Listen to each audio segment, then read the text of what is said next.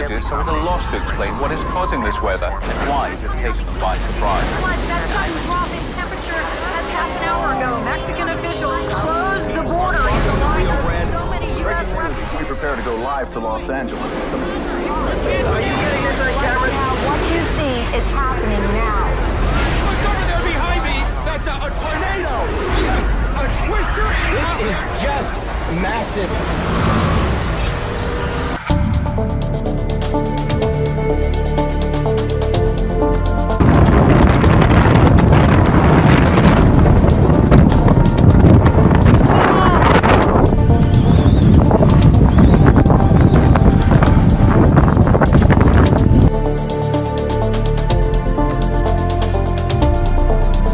People were trapped in some nearby businesses for a time. One person had to be rescued by boat. A Kansas City, Missouri Fire Department battalion chief on the scene expressed his appreciation to Brian Busby and the First Alert Weather Team tonight.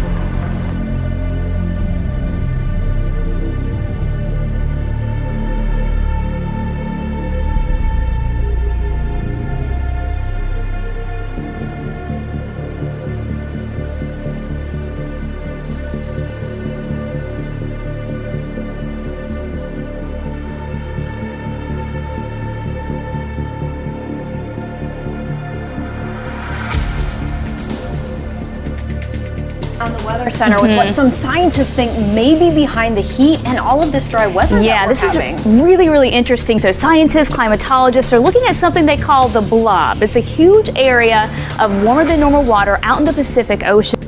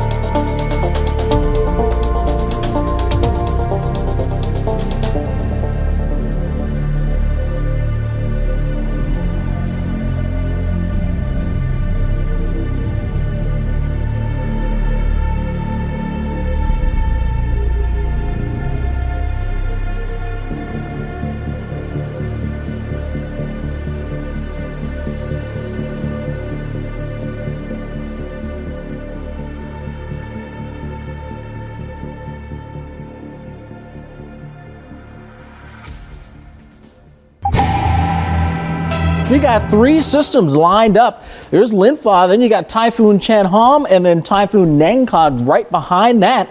The most formidable one, at least in the near term, that's going to be Typhoon Chanham. Right now, it is a 75 mile per hour a typhoon at this point.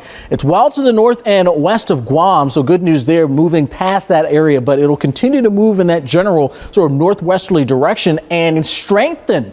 So by the time we start to work our way in towards Thursday afternoon-ish, could be talking about 150 mile per hour a typhoon here for us, impacting parts of the very far southern Japanese island. So that's something to watch out for, and then eventually working its way into China as we head towards the weekend.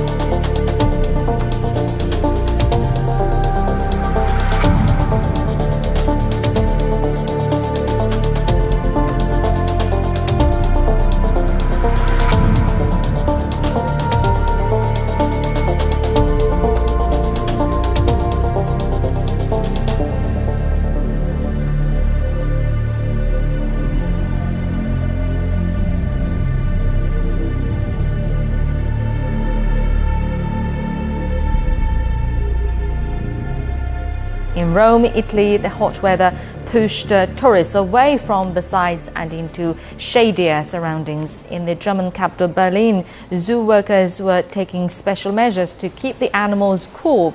And the soaring temperatures have also driven the sale of ice cream higher in the city. Meanwhile, in Paris, France, the mercury reached 39.7 degrees Celsius on Wednesday, the second highest reading there since 1873. Switzerland used to be a summer getaway, but the Alps are feeling the heat too this summer, with the temperatures up to 39 degrees Celsius as well. And adding to people's misery there, few Swiss homes are outfitted with air conditioning units or even electric fans. Places with air conditioning are seeing an increase in visitors. And the World Meteorological Organization says the heat wave are coming from Africa and are forecast to last for another 3 days. I have to throw water on my body and head to cool down.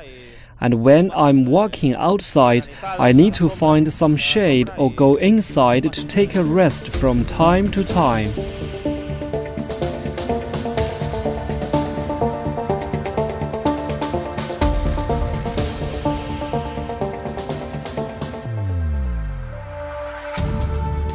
Thick fog in Perth has caused dramas for domestic and international flights. It's the second day the runway has been blanketed, causing planes to be diverted. 8:30 a.m, Perth Domestic Airport veiled in a thick fog. This SkyWest plane disappears into the sky in just a couple of seconds. The fog caused massive delays at both airports today. At one stage, visibility was down to just 40 metres on the runway. An AirAsia flight from Kuala Lumpur to Perth was diverted to Bali because of the conditions. Passengers were stranded at Denpasar Airport for 7.5 hours. It looked better than crashing into the ground, didn't it? I didn't really understand what he said, to be honest with you.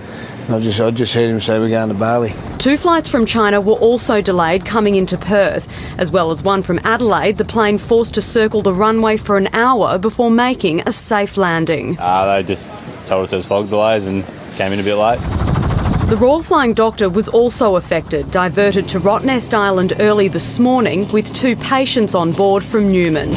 They didn't have life-threatening injuries and were airlifted to Jandakot Airport soon after.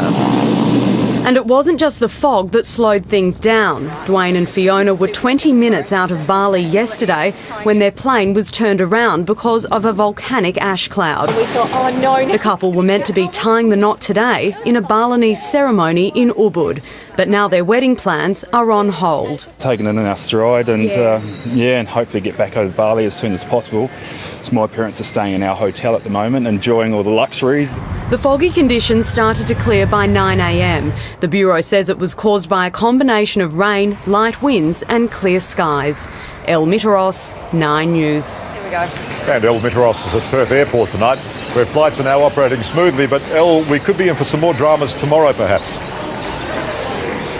Well, good evening, Liam. Yes, that is the case. The foggy conditions that we've seen today and yesterday are expected to stick around tomorrow as well. Now, we have had rain, which means there's plenty of moisture in the air, teamed with the forecast clear skies that, as I said, are forecast for tomorrow. It's a perfect recipe for more foggy conditions to develop overnight and early tomorrow morning as well. Now, of course, if this is the case, which it is expected to be, there will be more delays and cancellations in and out of Perth, domestic and internationally as well. So if you are travelling tonight and early tomorrow morning, the best thing to do is to keep checking with your airline to see if your flight is running on time. Louise?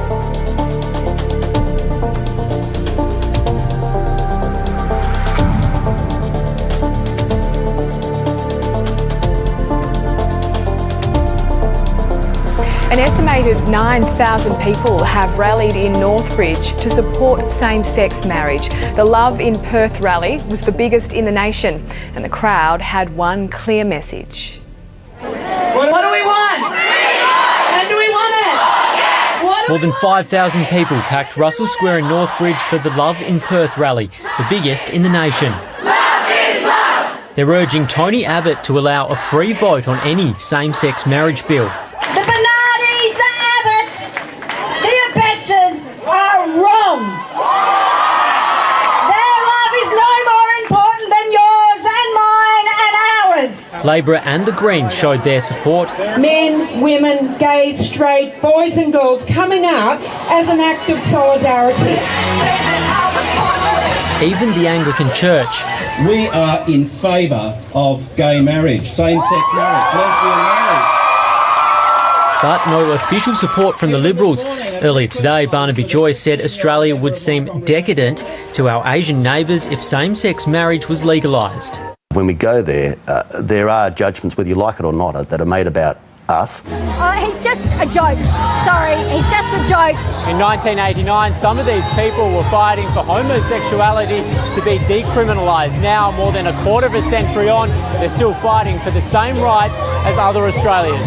Regardless of our sexuality, we're a unit and a family, and that piece of paper will give us that opportunity. Everyone deserves the same rights, and when people like my friends don't have that freedom, that just ain't cool. As the great Bob Dylan sang, the times they are a-changing. This is the time to allow marriage equality. It is the right thing to do. Scott Cunningham, 9 News.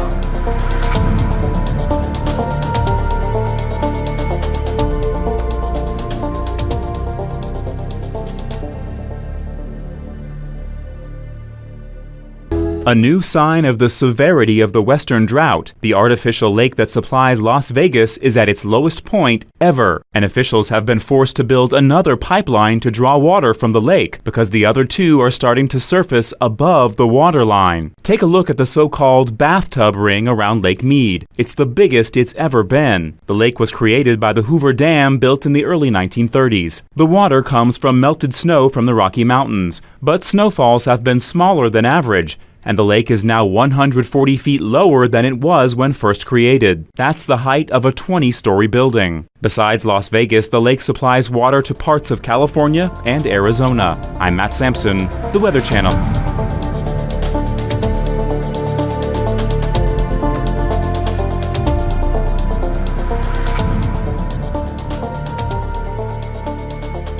And that rain caused problems on the east side of Kansas City, 23rd at 4:35 tonight. People were trapped in some nearby businesses for a time. One person had to be rescued by boat. A Kansas City, Missouri Fire Department battalion chief on the scene expressed his appreciation to Brian Busby and the First Alert Weather Team tonight. Hey, Brian. I appreciate the help. That's what I needed to hear. There's so much water here now. If we get another downpour, I'm going to make these people come out. Thank you, sir. I appreciate it.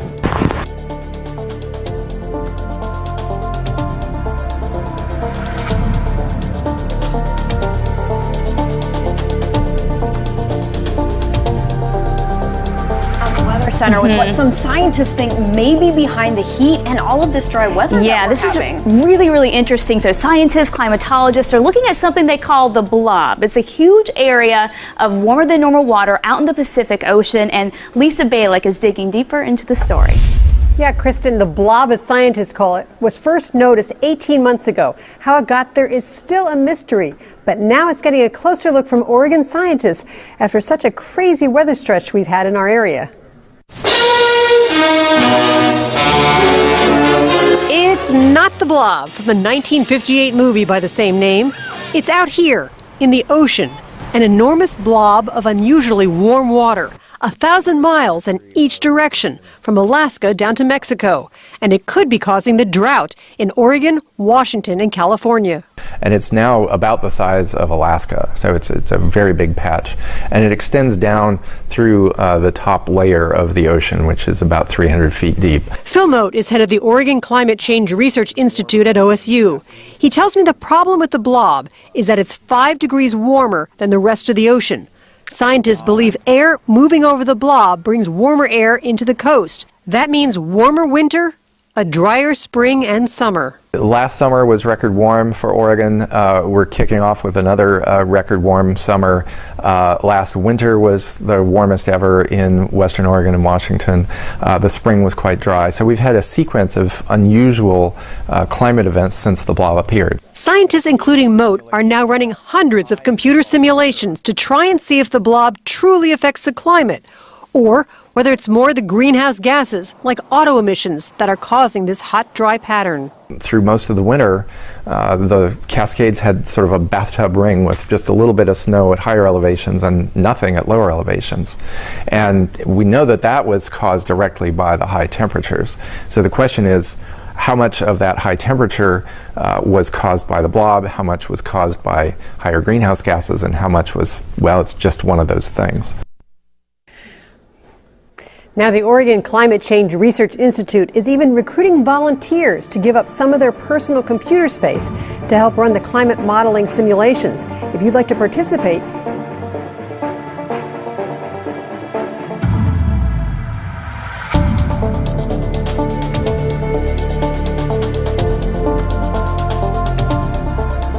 Weather and dry conditions are just fueling wildfires across the Northwest. Take a look at this map. You can see there are 17 large fires actively burning across Oregon and Washington. Now, officials have told us it could be the worst year ever for wildfires. Chris Holmstrom has this update. Chris? Yeah, Jenny, wildfire season came 3 weeks early this year, and as you mentioned, there are 17 active fires. They've burned more than 50,000 acres. Now, we're only talking about large fires at this point. This includes either 100 acres in timber or 300 acres in grass or brush. Currently, the largest fire is the Corner Creek Fire. It's in central Oregon. It's consumed more than 26,000 acres, and it's only 15% contained. Another large fire, the Niagara Fire near Detroit Lake, that one has burned 70 acres and is only 15% contained as well. Experts say this is about double the fires in the same time period in an average over the past 10 years, making for a busy season for firefighters. Since we are starting so early this year, we are looking at the long-term fatigue and the long-term efforts of these fire crews. And we have safety officers in place looking at that, and we're trying to mitigate the effects of the heat-related illnesses. Now, currently, there are about 2,500 firefighters across the region. This is Oregon and Washington battling those 17 wildfires. That number will most likely quadruple by the end of this month. Reporting live in downtown Portland, I'm Chris Holmstrom for KWEN 6 News.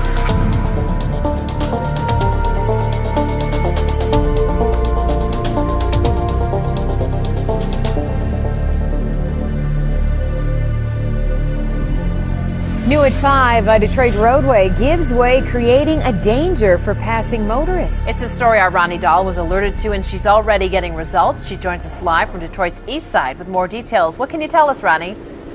Well, a lot has happened since I was first told about this problem around 1 o'clock this afternoon. At that time, there was nothing out here to warn drivers of the danger. But now crews are here, the lane is blocked off, and repairs are underway.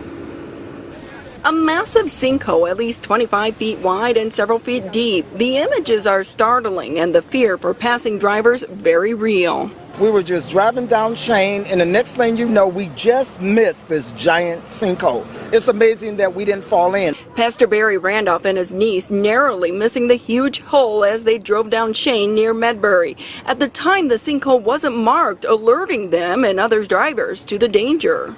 Have you ever seen anything like that? No, this is crazy. And for it to be in the city streets, just broad open, nothing around it, anything could have happened. Pastor Barry and his niece didn't keep driving. They turned around and with the help of Good Samaritans blocked the road until help could arrive. There was no cones. We blocked it off with our cars. DTE was across the street. There was a checker cab driver right next to us, and we just kind of blocked it off. Called the police. They were here within a few minutes. Neighbors say crews were out here last Friday to patch the roadway. Then this happened sometime today. You can also see all that water gushing out of there, and I don't know how deep it is, but somebody could have been seriously hurt. Within an hour of alerting Detroit Water and Sewage Department to the caving roadway, crews arrived to begin repairs. Pastor Barry, a man of God, believes it's a miracle he and others didn't get hurt. God is good. I can't believe that either. And I mean, we just missed it. That was truly scary. And we are so thankful that no one was hurt in all of this. We're told the sinkhole was a result of an 18-inch water main break. Given the scope of the repairs needed, this job could take a couple days before it is complete.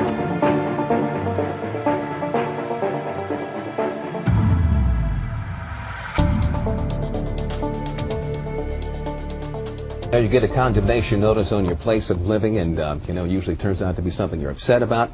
Not so much. Not in this case. A condemnation notice rather is a cause for celebration here because a woman in Damascus has found that her apartment was loaded with bats. Our Horace Holmes now has been on this story for some time now, and he's got the very latest on the update there on what's happening in her apartment now. Horace, what's the story? Well, it's good news, Leon. Felicia Hopkins is no longer stuck in that apartment that's been invaded by bats. After we brought the situation to light last week, Montgomery County moved in and they took action. When Felicia Hopkins first called 7 on Your Side, she and her 2 children were dodging bats. Over the past year, 5 bats had gotten into her Montgomery County apartment, and her building manager was slow, she claims, doing anything about it. The last bats made it through the vents over her son's bed just a few weeks ago. The animals tested positive for rabies, and the Hopkins decided to move in with friends until the situation was handled. I don't like bats. No? I hate it. After our story ran last week, the Montgomery County Department of Housing came in and condemned her apartment. And Animal Control posted signs warning the other tenants there are bats in the area. Hopkins was able to get out of her lease and move her family to a new apartment complex. If it wasn't for you, we would have never made any progress as fast as we did. I mean, thank God that you were able to come out, because we'd probably still be living on someone's couch. Now, Hopkins and her family are away from the bats, but the other tenants at her old apartment complex still have to keep an eye out. The building's back up to a wooded area, and the bats are still there. Reporting live in the newsroom, Horace Holmes, ABC 7 News.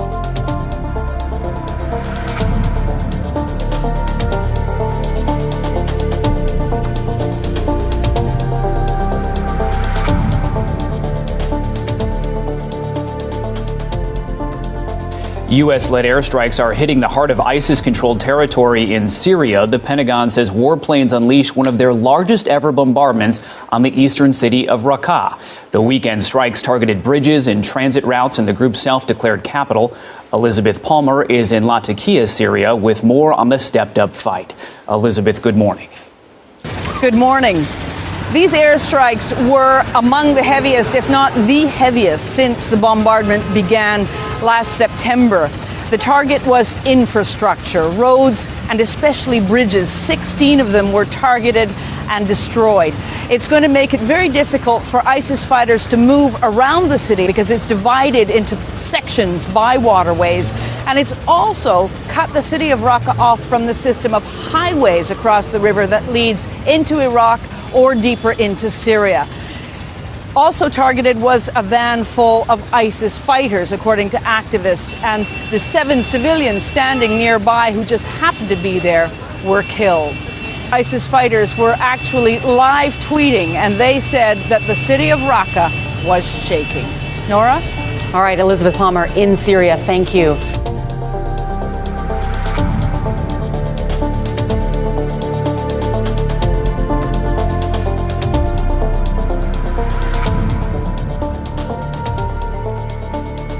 Beijing is urging Chinese tourists visiting Turkey not to go out alone. This is part of a safety warning sent out by the Chinese government after it says that a number of Chinese tourists were harassed and attacked during anti-Chinese protests that erupted in several Turkish cities over the course of the weekend. In some of these demonstrations, which were quite small, you did see demonstrators in some cases setting fire to Chinese flags, and in one case pursuing East Asian visitors in a tourist magnet part of Istanbul. Turkish riot police stepping in to protect those visitors, and one of them then turned as she was fleeing to cameras, and listen to what she had to say. I'm not Chinese. I'm not Chinese. I'm Korean. Some Turks have been objecting to what they claim is China's mistreatment and discriminating policies against China's ethnic Uyghur minority, which also happens to be Muslim. The Turkish government last week, its foreign ministry sent a statement to the Chinese authorities expressing concern over reports of an alleged ban on Ramadan, the Muslim month of Ramadan, in China's western Xinjiang province that the Uyghurs come from. Now, the Chinese government has vehemently denied that there are any policies against Ramadan. It claims that there is freedom of religion enshrined in China's constitution. However, we've seen on some local government websites in Xinjiang instructions to local administrators to prevent students, to prevent civil servants and Communist Party members from fasting during the Muslim month of Ramadan. And this is creating a build-up in tensions between Turkey and China because many Turks have close cultural, religious, and ethnic links to China's Uyghur minority. Ivan Watson, CNN, Beijing.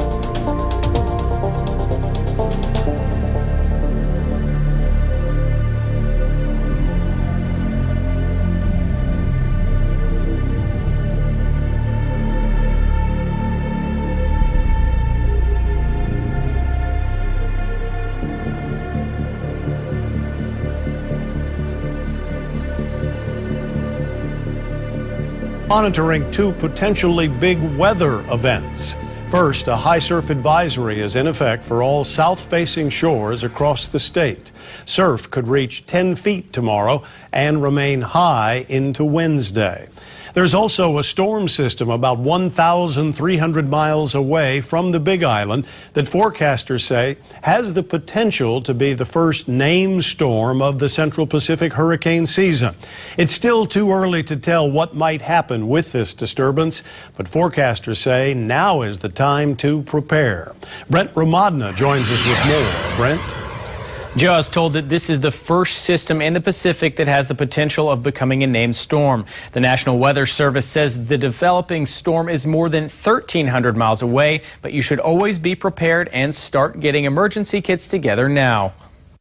It's not a tropical depression yet, but it could get upgraded anytime in the next couple of days. The National Weather Service is keeping a close eye on these storms developing in the middle of the Pacific. We're into July now. We're going to be heading in toward the peak of hurricane season into August and September, so this is the time of year when we start seeing things fire up. No advisories have been issued yet because the storms are still in their early stages, but that doesn't mean you shouldn't be ready. We hope people already got their supplies for the season at the start of hurricane season, but if they haven't, now might be a good time to start thinking about getting those supplies ready. There's no guarantees at all at this point of where this thing will go once it develops. Well, the last couple of hurricanes that that was expected to come in, and I wasn't prepared and all that, but I see a lot of people that does it. I don't personally prepare that much. Just like the basics, mostly water and like a hot plate, canned food.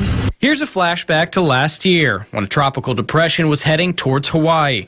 Many people all went to the stores at the same time, and water was one of the first items to go. It's just something to keep an eye on. We hope that the viewers will watch it with us over the next couple of days. And again, remember that we're getting into hurricane season. If you don't have all of your supplies, now's a good time to start thinking about getting those. And here's a reminder of what you should include in your survival kit: a 7-day supply of non-perishable food, a 3-day supply of water, a battery-powered or hand-crank radio to listen to emergency alerts, a flashlight, some extra batteries, and a first aid kit. For a complete list on what you need, check our website at khon2.com. And once again, this season is supposed to be more active than usual with an estimated 5 to 8 tropical cyclones. Usually we only see 4 to 5. Hurricane season lasts from June until November. Brent Ramadnik, KHON 2 News.